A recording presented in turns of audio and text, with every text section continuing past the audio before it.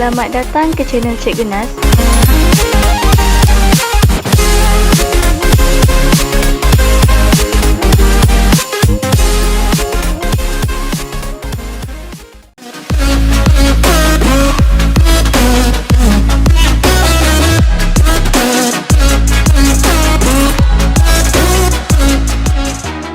Sama, lebih kurang 120 orang, memandangkan masih belum mencapai tahap yang sepatutnya. Kita tak sampai 40 orang pun lagi. Jadi saya rasa kita dah boleh mulakan lah.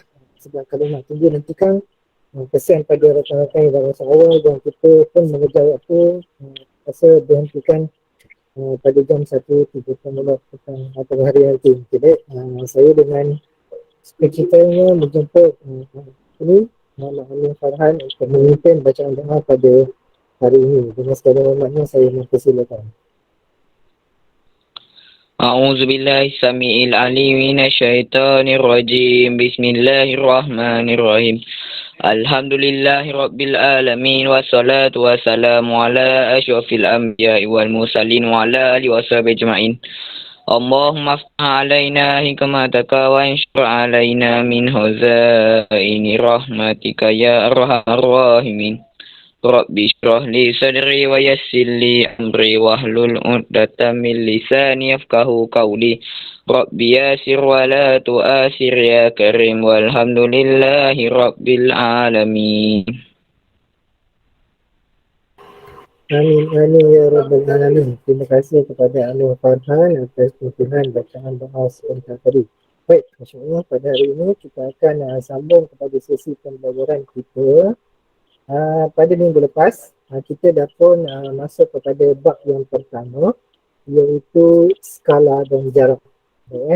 Okey, jadi minggu lepas saya dah terangkan sedikit berkaitan dengan maksud, berkaitan dengan skala dan juga jarak. Boleh tak sebelum kita teruskan kepada tajuk pada hari ini, saya nak cuba imbas balik apa yang kita dah pelajari, dan saya nak dengar respon daripada anda semua. Okey, siapa yang boleh terangkan secara ringkas apakah yang dia faham dengan skala dan jarak pada minggu lepas itu? Kita fokus kepada skala terlebih dahulu. Siapa nak cuba? Silakan. Apakah yang dimaksudkan dengan skala? Nanti skala ini juga awak akan jumpa dekat dalam beberapa mata pelajaran yang lain. Okay? Kita maksudnya di sini elemen merentas kurikulum. Subjek geografi juga ada dekat dalam mata pelajaran iaitu matematik. Nanti bila anda sampai peringkat mungkin tingkatan 2 ni, ada beberapa bab yang akan berkait dengan tajuk berkaitan dengan skala. Okay? Jadi jangan pandang mudah kerana kalau awak kekurangan maklumat ataupun ketinggalan geografi, mungkin awak sukar untuk faham untuk mata pelajaran matematik nanti. Okay, jadi fokus dan dengar baik-baik apakah yang dimaksudkan dengan skala. Seperti yang kita dah belajar pada minggu lepas, skala merujuk kepada, saya pun nak cuba, saya dah ulang banyak kali ni. Saya pun nak cuba, skala merujuk kepada, okey baik, terima kasih Syamini. Okey, skala merujuk kepada nisbah sesuatu jarak yang digunakan di dalam peta. Yang mana kita akan menggunakan nisbah. Kita mengecilkan sesuatu. Kalau fokus dekat dalam mata pelajaran geografi, kita mengecilkan sesuatu jarak. Mengecilkan sesuatu jarak yang terdapat pada permukaan bumi untuk memudahkan kita mengira sesuatu ukuran pada peta. Kita terpaksa kecilkan sebab peta kita tak dapat nak lukis secara secara lukisan yang besar. Jadi kita menggunakan skala. Dan tajuk yang berikutnya iaitu jarak. Bila kita dah belajar berkenaan dengan skala, perkembangan dia ialah masuk kepada bagaimana kita nak kaitkan skala dan juga jarak. Yang mana jarak ini adalah merupakan jarak sebenar pada permukaan bumi. Okey, jelas ya? Okey, kita tengok apakah yang dimaksudkan dengan skala dengan betul. Maafkan saya, 1.2 iaitu jarak. Okay, hari ini kita akan masuk kepada 1.2 je. Saya tak akan pergi banyak sebab fokus saya untuk kelas secara PDPR tak boleh buat seperti mana kita belajar di dalam kelas. Sebab seperti yang kita ketahui sekarang ni, bila buat secara PDPR ni, dia ada macam-macam ragam pelajar-pelajar dia. Bila saya melaksanakan sesi kelas macam ni, ada yang masih belum masuk, mungkin ada yang dia on saja tapi tuan ni entah ke mana-mana, mungkin ada yang lambat masuk. Jadi kalau saya ajar benda ni dengan begitu panjang lebar, kalau kita nak fokus pada sub-tajuk yang berikutnya, tapi nanti ramai yang akan ketinggalan. Baik, kita fokus pada hari ini di bawah tajuk skala dan jarak 1.2. Jarak adalah merupakan ukuran di antara dua titik, yang mana dalam geografi ni, bila kita nak ukur jarak, kita nak ukur jarak sesuatu tempat pada peta. Boleh faham tak? Secara ringkasnya, jarak ni kita gunakan untuk mengukur sesuatu jarak pada peta. Cuba raise your hand dan anda faham apa yang saya sampaikan. Ukur jarak pada hari ini dekat dalam peta tu adalah bertujuan untuk mengukur jarak antara dua titik. Nanti kita akan tengok beberapa contoh peta yang ada. Ni saya minta raise your hand pun ramai yang tak raise your hand ni. Maksudnya apa ni? Ramai yang tak berada bersama ke apa? Dia seorang. Terima kasih.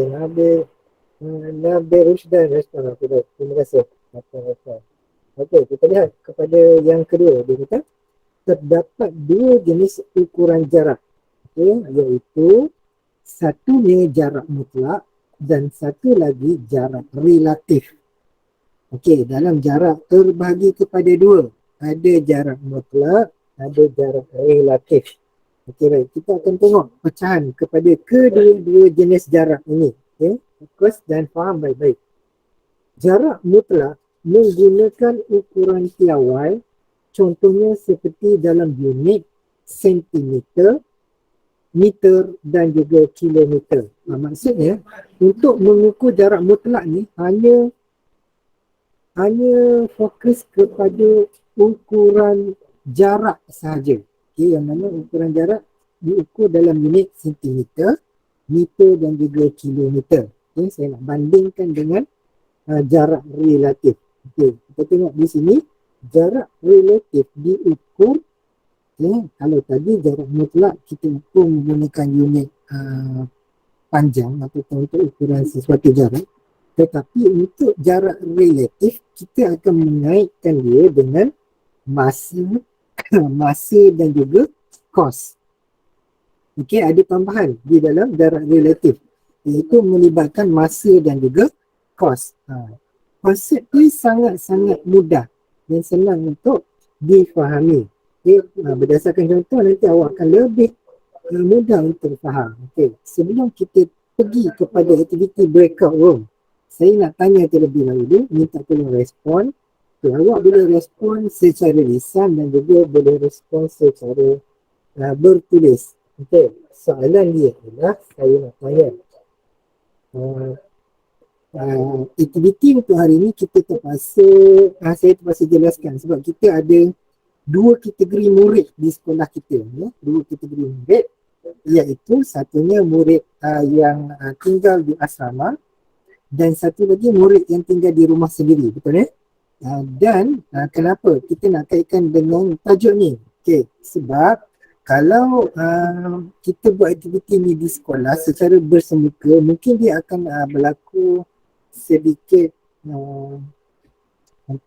dari segi pengumpulan maklumat tu dia akan jadi tidak berapa tepat. Maksudnya di sini sebagai contoh, kalau saya kata berapakah jarak antara rumah ke sekolah? Jadi bagi pelajar yang tinggal di asrama, dia akan jadi satu cara untuk mengumpul data tu, dia akan jadi macam tak valid. Macam dia pun akan tanya cikgu, macam mana saya nak letak jarak daripada rumah ke sekolah sedangkan saya tinggal di asrama. Yang itu pertama, dari segi jarak. Saya jelaskan dari segi jarak. Yang kedua, dari segi masa. Cikgu, saya rumah jauh tapi saya tinggal di asrama.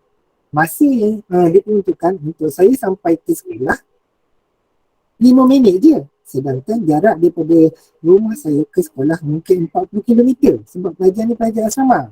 Boleh faham dan dari segi kos pula, dari segi kos dia tak boleh nak nyatakan. Cikgu, saya tinggal kat asrama, saya tak memerlukan kenderaan. Jadi berapa kos yang patut saya keluarkan? Kalau berbanding, kalau saya tinggal di rumah dalam jarak 40 km itu, mungkin saya terpaksa membelanjakan sebanyak RM5 untuk tambang. Itu sebagai contoh. Nanti kita akan tengok, kita akan bincangkan di dalam breakout room. Saya akan bagikan tugasan kepada anda semua yang dipecahkan kepada 12 kumpulan. Anda akan membincangkan bagaimana cara untuk mendapatkan data untuk kutip data yang berkaitan dengan jarak, masa dan juga kos bagi setiap ahli kumpulan.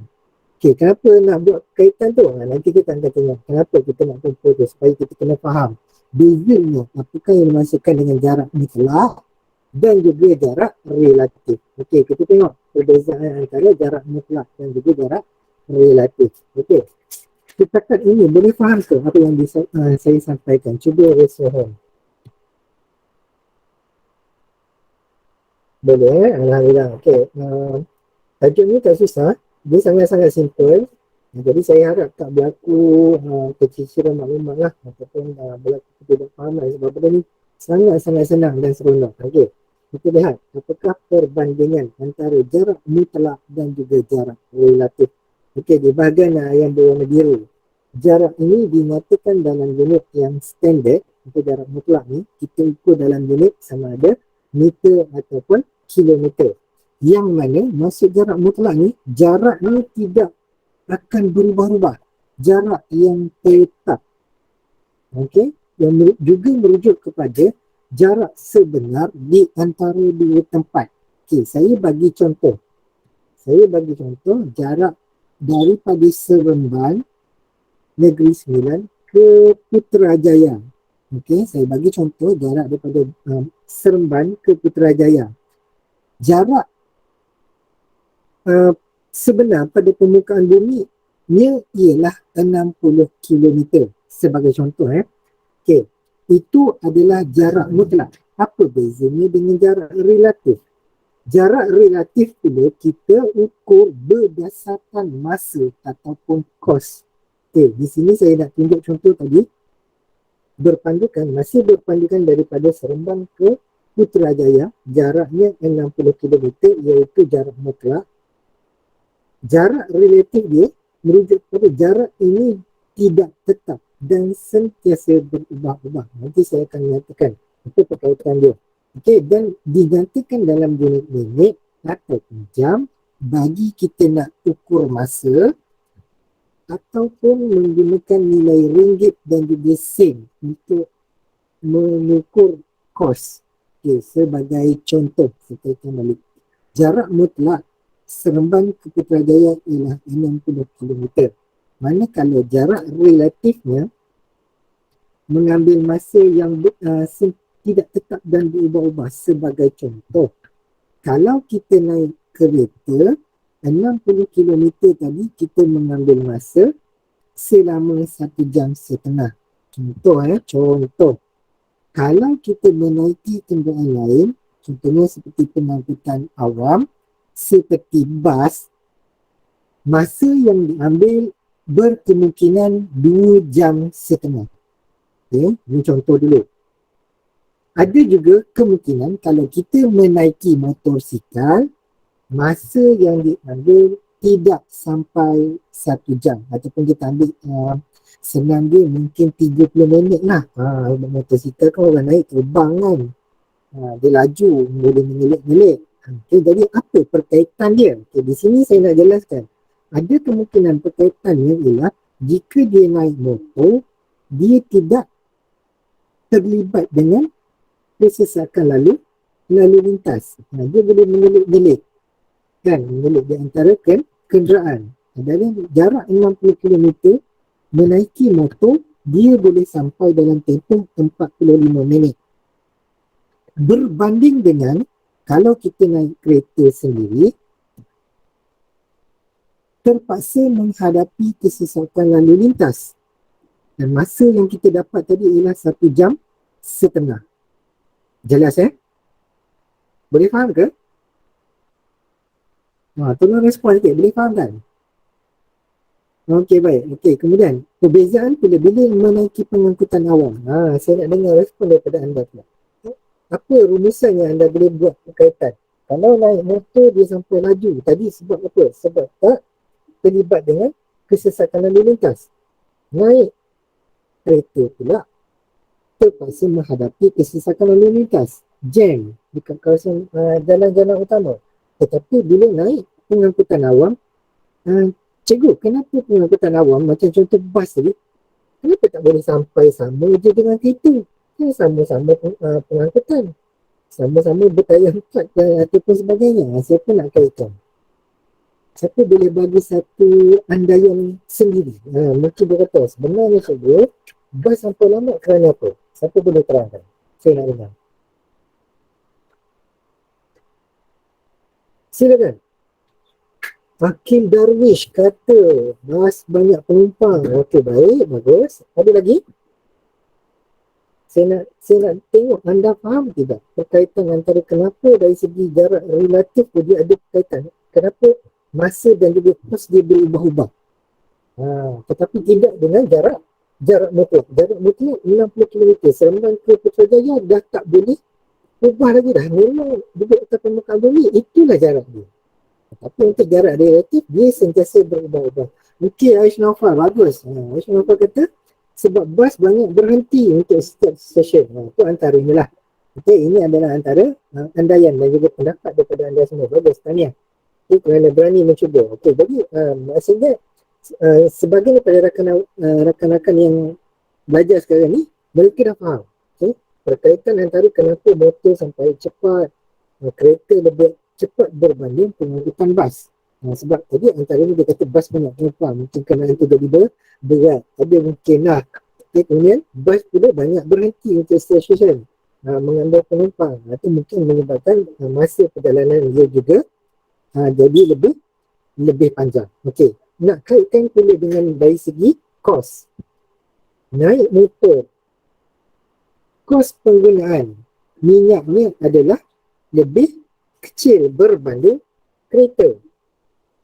Betul tak? Kalau orang naik motor, siapa yang biasa naik motor, isi minyak RM4, boleh pergi Seremban Putrajaya, pergi Putrajaya, balik semula RM4 je. Tetapi contoh je, tetapi kalau naik kereta, mungkin terpaksa isi minyak RM30. RM30 untuk pergi dan balik. Dari segi situ kita dah nampak.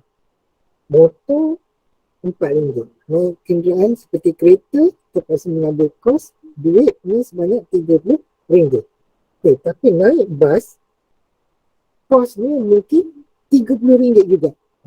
Baik, kenapa RM30 juga? Siapa nak respon? Naik bas sama pula harga minyaknya dengan kereta. Kenapa tu?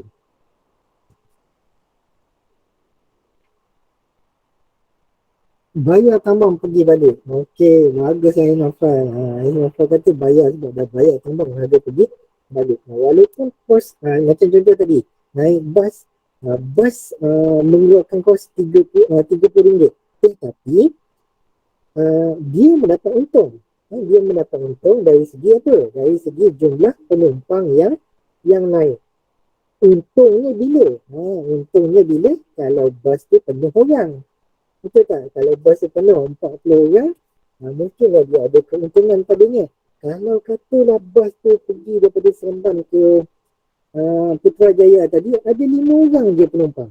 Jadi maksudnya kos untuk bas tu berbaloi ataupun tidak? Jadi tidak berbaloi sebab terpaksa tanggung kerugian. Okey, Syamini kata, cikgu macam mana masa dan juga kos dapat mengira jarak? Bagi saya jarak relatif macam untuk situasi. Okey, dia macam ni. Kita kena buat satu jadual bagaimana untuk mengumpul, bagaimana untuk mengira jarak mutlak dan juga jarak relatif. Okey, kerana jarak mutlak dan juga jarak relatif ni dia ada berkaitan. Tetapi berdasarkan situasi tadi lah, macam contoh saya bagi tu, kalau berlaku kesesakan lalu lintas, macam tadi, motor 45 minit, kereta sejam setengah, mungkin bas 2 jam setengah. Okay, itu kita kira dari segi kos dan juga masa, yang mana merujuk kepada jarak relatif berkaitan dengan kos dan juga masa. Syamimi boleh faham ke? Minta respons Syamimi, saya dah terangkan ni, nak tahu awak faham ke tidak?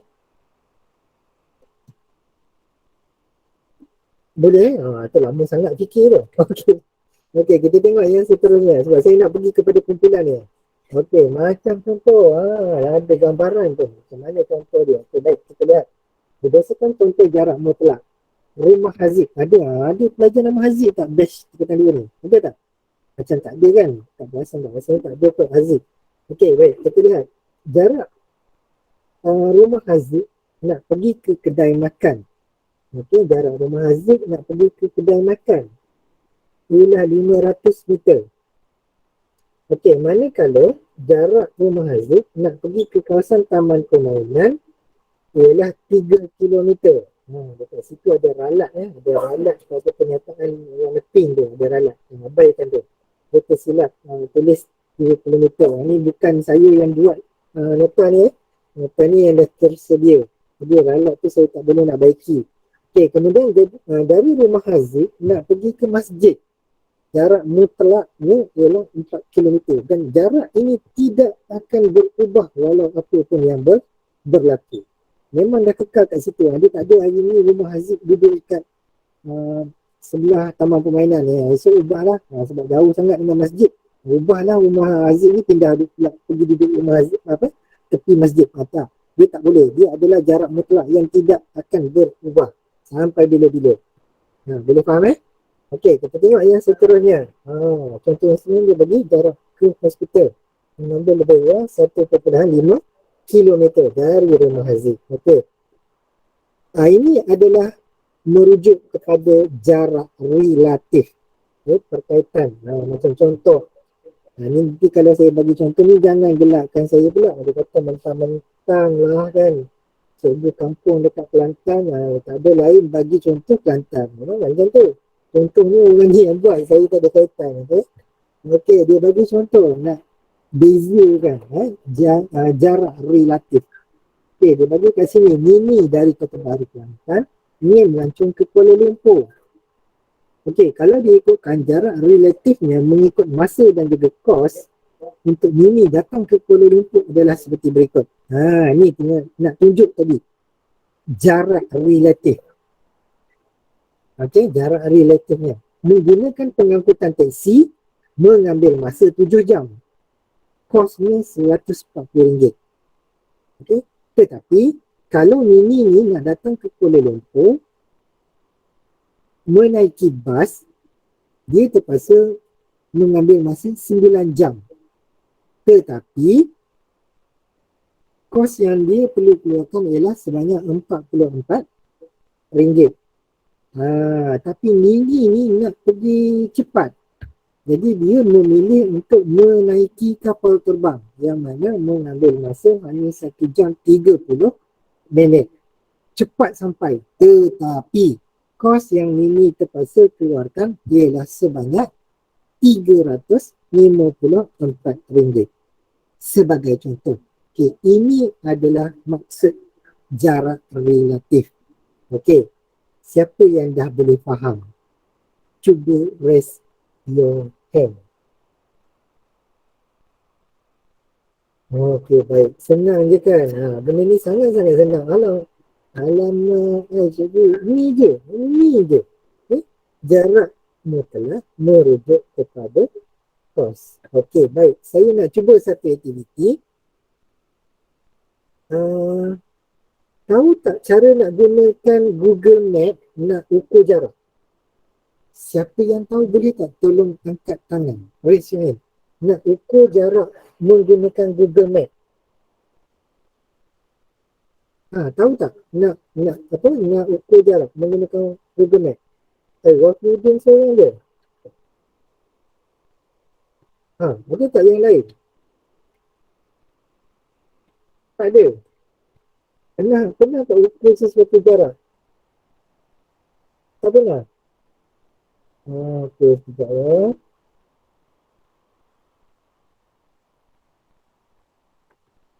Okey, kalau sesiapa yang dah pernah tahu ataupun reti gunakan fungsi Google Map ni, saya nak minta bantuan seorang cuba ukur jarak mutlak daripada Kota Baru ke Kuala Lumpur. Okey, cuba. Siapa yang biasa gunakan fungsi Google Map tu dia lebih cepat lah. Okey. Sebagai contoh, saya postkan dekat ruangan chat ni, awak boleh tengok dekat ruangan chat. Mungkin kita tak boleh nak lama-lama ni sebab saya nak buat aktiviti menggunakan record room. Okey, Aish Nofal boleh cuba. Klik pada Google Map tu, nanti dia akan pergi pada peta dunia. Kemudian pilih pilihan pada titik mula. Titik mula nak mula dari mana? Contohnya daripada Kota Baru tadi. Okey, daripada Kota Baru dia nak pergi ke Kuala Lumpur. Saya pun nak cuba juga. Macam ni lah, saya share yang saya punya. Saya share saya punya. Kita lihat peta. Okey, baik. Tengok kan peta. Boleh nampak inilah gunanya fungsi Google Map. Seronok gunakan fungsi Google Map. Okey. Boleh nampak ke? Minta tolong respon. Amin boleh respon tak ni? Nampak tak peta Malaysia tu? Ataupun siapa-siapa yang boleh respon? Cuba tolong respon. Semua nampak tak peta tu? Cikgu nampak. Okey, nampak Okey. Di sini kita boleh lihat. Dekat peta Google Map ni sendiri dah ada jarak relatif. Okey, jarak relatif dia ialah macam mana? Kalau kita perhatikan di sini, jarak daripada Kota Baru nak pergi ke Kuala Lumpur, kalau tadi contoh dekat dalam nota tadi, menaiki bas, betul tak? Yang ini dia ada jarak menaiki kenderaan, menaiki kereta. Jarak mutlak ni berapa? Siapa nak respon? Siapa boleh respon? Berapakah jarak mutlak daripada Kota Baru ke Kuala Lumpur? Silakan. Saya nak tengok faham ke tidak sebenarnya. Okey, Ais Nofal respon, dia kata lebih kurang 438 km. Dari mana? Dari Kota Baru ke Kuala Lumpur. Okay, baik, kita tengok berpandukan Google Map ni, dia nyatakan lebih kurang yang dinyatakan oleh Aish tadi, iaitu mengambil jarak 440 kilometer. Itu adalah jarak mutlak yang tidak akan berubah. Okey, boleh faham boleh tak nyatakan jarak relatif untuk pengangkutan kereta ni tadi mengambil masa berapa jam? Siapa nak respon? Ini saya tak tahu. Faham tak? Kalau jarak relatif ni berapa? Jarak relatif berdasarkan peta ini ialah 6 jam 26 minit. Lebih kurang 6 jam 26 minit. Okey, cuba kita lihat balik kepada, saya start presenting kita tengok balik kepada nota yang saya kongsikan tadi. Alamak, mana pula. Aku hilang pula. Okey. Peta Malaysia ni ada kan? Jadi peta Malaysia ni ada. Kita tengok balik. Kalau tadi ada taksi, ada bas dan juga ada kapal terbang. Okey, jadi dekat sini kalau kereta, dia tak ada. Jadi kat sini kita boleh masukkan masa yang diambil oleh kereta ialah selama 6 jam. Berapa tu? 6 jam 26 minit. Manakala kos yang diambil, kos kita ambil dia kita tak tahulah. Sebab tak ada dekat dalam Google Map. Okay, jadi biasalah. Okay, kebiasaannya saya share perkongsian sebab saya selalu juga balik kampung. Okay, lebih kurang kalau kita menaiki kenderaan hampir lebih kurang 80 hingga 90 ringgit untuk kos kita mengisi minyak daripada Kuala Lumpur ke Kota Baru. Okay, tadi itu juga adalah sebahagian daripada jarak relatif. Okey, boleh faham semua sekarang ni perbezaan antara jarak mutlak dan juga jarak relatif. Boleh tolong respon? Okey, baik. Kita nak buat aktiviti. Okey, masa dah tak berapa nak cukup ni.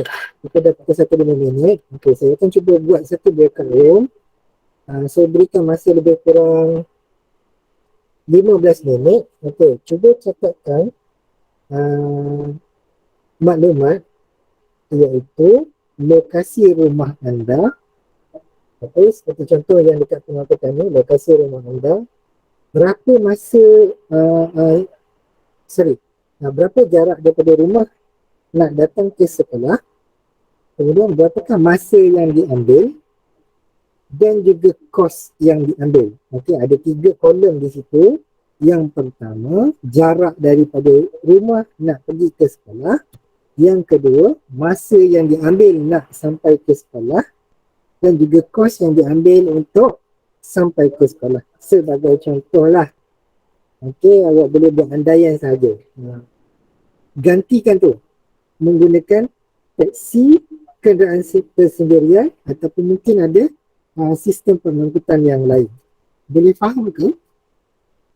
Sebab selepas ni, bila saya dah masukkan anda dekat dalam breakout room, dah tak boleh nak tanya dah. Awak akan duduk dalam group masing-masing. Boleh Okey, baik. Okey, sekejap. Sementara saya pecahkan anda semua ke dalam breakout room. Okey, sila bersedia. Disebabkan oleh partisipan kita tak ramai, lebih kurang 50 orang, saya kecilkan kepada 10 kumpulan saja. Okey, timer saya bagi masa 15 minit. Okey, 15 minit kita awak bincang bagaimana cara kaedah nak kira jarak tadi. Gunakan fungsi Google Map memudahkan tugas anda untuk mengira jarak mutlak. Okey, kita jumpa lagi 15 minit yang akan datang.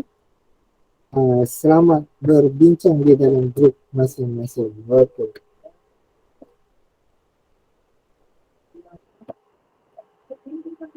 Okey, baik. Ramai dah masuk balik ke dalam room utama. Kita masih menunggu. Sebenarnya aktiviti ni kita nak tengok sebenarnya.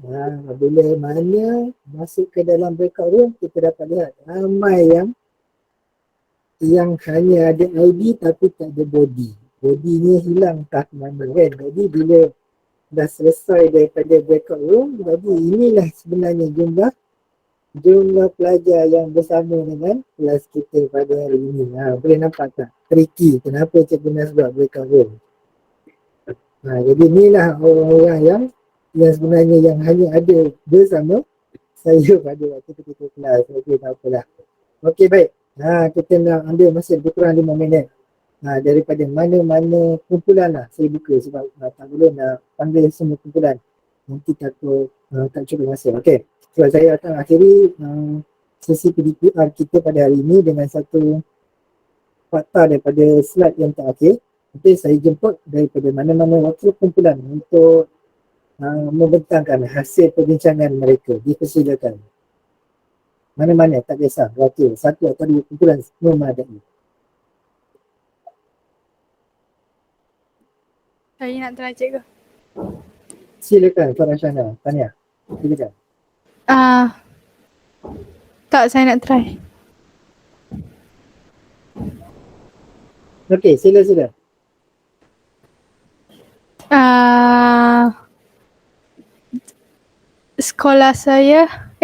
Rumah saya dari sekolah saya jarak dia 2 kilometer.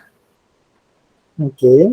Masa yang diambil untuk dari rumah ke sekolah menggunakan kereta adalah 5 minit. Kalau jalan kaki 23 minit. Oh, jalan kaki lagi lama Okey, baik. Kalau kos minyak dia RM3. RM3. Okey, itu saja Itu saja. Okey, baik. Terima kasih Farashana. Saya nak respon tadi. Farashana kata jalan kaki 23 minit. Saya sedang membayangkan macam mana di jalan kaki ke berangkat ni. Lama sangat ni 23 minit ni. Macam mana Farashana? Saya Google je ke? 2 kilometer 23 minit. Lama sangat tu. Saya rasa kalau merangkak pun sampailah lebih laju. Okey, tak apa.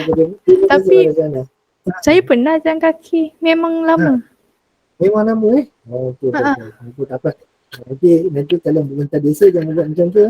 Kalau pemerintah desa awak buat macam tu, awak last awak sampai ni. Okey, ada mana-mana yang nak cuba? Silakan. Tadi nampak macam Adam Alfa dia kata dia angkat tangan tu dia nak kongsikan. Silakan Adam. Adam, nama kau dah kena seru Adam. Okey, cikgu saya dengar. Okey, silakan.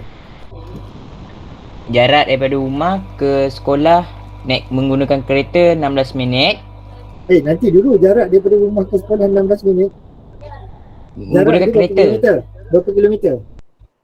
10.8 kilometer. Okey, kita ambil lebih kurang 11 kilometer lah. Okey, baik. Masa dia ambil? 16 minit.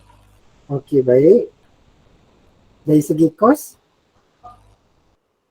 Kos dia dalam RM5 minyak. RM5 minyak. Itu untuk satu hari lah kan? Masa di sini kita boleh buat kesimpulan rata lebih kurang seminggu RM2 Adam kena keluarkan untuk datang ke sekolah menaiki kereta. RM35. RM35. Itu seminggu lah untuk 7 hari kan. Okey, baik. Ada tak perbandingan menggunakan sistem pengangkutan yang lain? Ataupun mungkin kalau sama Adam ada bas, ada tak? Tiada? Sekejap cikgu, kalau saya ambil transit ni apa cikgu? Transit ni pengangkutan lah. Pengangkutan boleh jadi naik bas, boleh jadi naik taksi, boleh jadi juga naik komputer. Tapi memang tak ada komputer lah kan. Saya tengok transit dalam Google dalam 2 jam. 2 jam. Apa tu? Dia keluarkan simbol apa tu? Basikal? Dia keluar daripada naik train, lepas tu tukar jadi naik bas. Daripada train naik bas, rumah kat mana ni Adam? Macam mana boleh naik train dulu ni? Kamu tak pergi apa? Tambah dia tidak apa, ada train Oh ya, ada komputer. Okey, betul. Okey, maknanya dia kira jarak relatif dia menaiki train dan juga jelas apa? Jalan kaki. Jalan kaki pula. Tak tahu. Okey, tak apa. Okey, tak apa. Terima kasih Adam atas konsep. Okey, ada lagi yang terakhir nak cuba kongsikan? Cuba je hasil dapatan dia. Silakan. Baik, H15, silakan. Jarak rumah saya ke sekolah 1.7 km. Berapa kilometer? Dianggarkan masa lebih kurang 7 ke 8 minit. Kos minyak RM5. Kos minyak RM5. Okey. Kita boleh tengok tadi sekejap. Aishnova boleh respon balik tak? Berapa jarak kilometer tadi, jarak mutlak dia? 1.7 km. 1.7 km. Okey. Boleh tak kita nak perbandingan antara Aishnova punya dapatan dengan Adam Nafal punya? Adam Nafal kata tadi jarak daripada rumah berapa Adam? Bukan RM3 kilometer cikgu. Saya nak kaitkan tadi sebab tadi Adam kata jarak dia lebih kurang 20 km. Tapi jarak Aishnova berapa tadi? 2 km. Tapi dia mengambil kira kos untuk minyak dia lebih kurang hampir sama. Itu saya terkejut tu macam mana jarak yang lebih jauh RM5, jarak yang dekat pun RM5. Jadi Aishnova berjaya untuk baiki dia punya dapatan dia.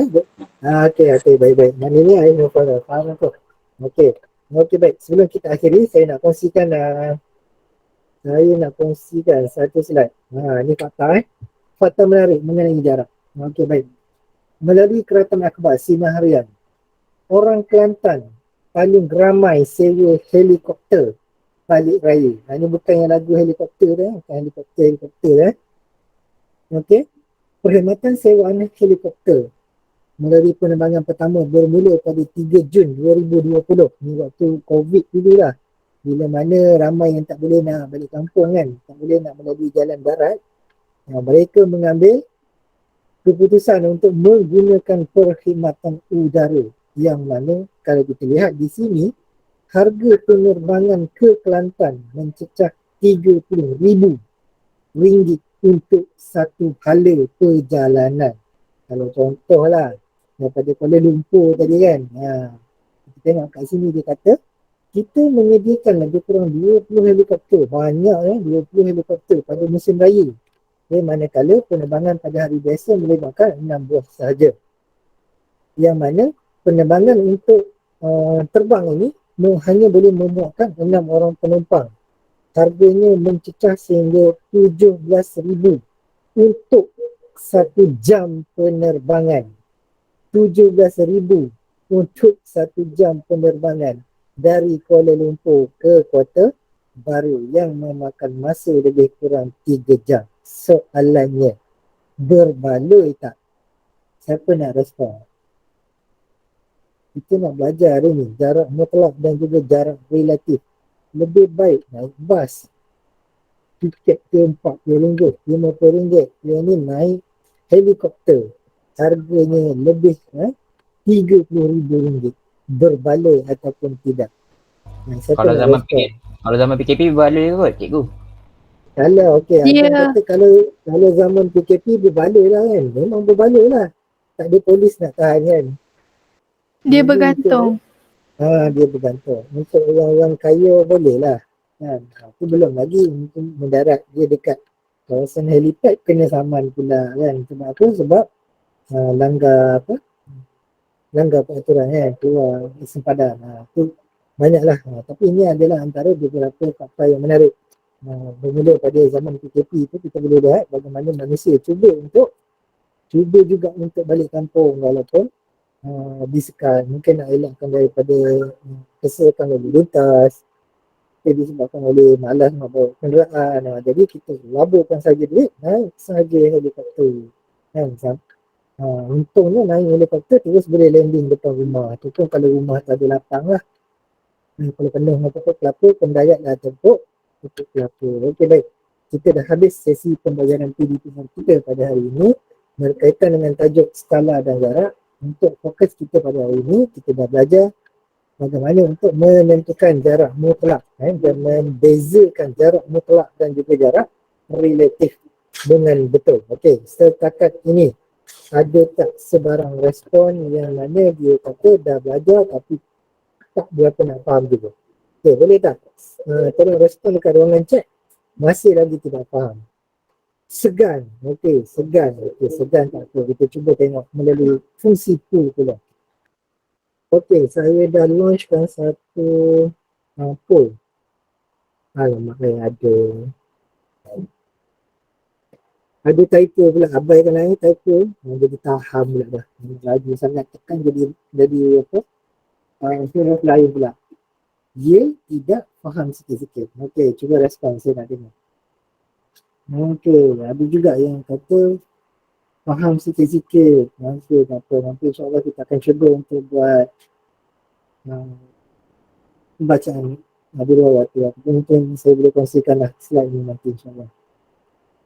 23 orang dah vote. Kita ada 30 orang lagi. Okey, dah lebih kurang tu lah. Kita dah dapat result dia. Okey, saya tunjuklah. Saya show the result. Okey, berdasarkan result ni, 21 orang kata dah faham. Dan lagi 6 orang kata dah faham sikit-sikit. Okey, tak apa. Nanti insyaAllah kita akan cuba untuk buat aktiviti perayaan. Nanti kalau dah ada betul aktiviti dan juga betul latihan tu, dah boleh buat latihan lah. Latihan pengukuran supaya anda lebih faham. Okey, ada apa-apa pertanyaan untuk topik yang kita pelajari pada hari ini sebelum kita akhiri sesi PDPR kita pada hari ini? Silakan. Tiada cikgu. Ada yang lain ada? Tak ada cikgu. Okey, kalau tidak ada apa-apa, insyaAllah kita jumpa pada esok hari betul esok hari mengikut seperti yang yang telah dijadualkan. Gunakan pautan Google Meet yang sama dan jangan lupa sebelum nak live daripada PC ke daripada telefon ke, jangan lupa isi kehadiran pada Google Form yang telah pun disediakan. Okey, kita akhiri sesi PDPR kita pada hari ini dengan tasbih kafarah dan juga surah Al-Nas. Subhanallah wa bihamdika asyhadu an la ilaha illa anta astaghfiruka wa atubu ilaik. Bismillahirrahmanirrahim. Wal 'asri innal insana lafi khusr illa allazina amanu salihat wa tawasaw bil haqq wa tawasaw bis sabr. Assalamualaikum warahmatullahi wabarakatuh. Waalaikumsalam. Waalaikumsalam. Terima kasih cikgu. Terima kasih cikgu. Salam, terima kasih cikgu. Ya, Terima kasih cikgu. Terima kasih cikgu. Ya, sama-sama. Terima kasih cikgu. Sama-sama. Okey, sama-sama. InsyaAllah kita jumpa minggu hadapan.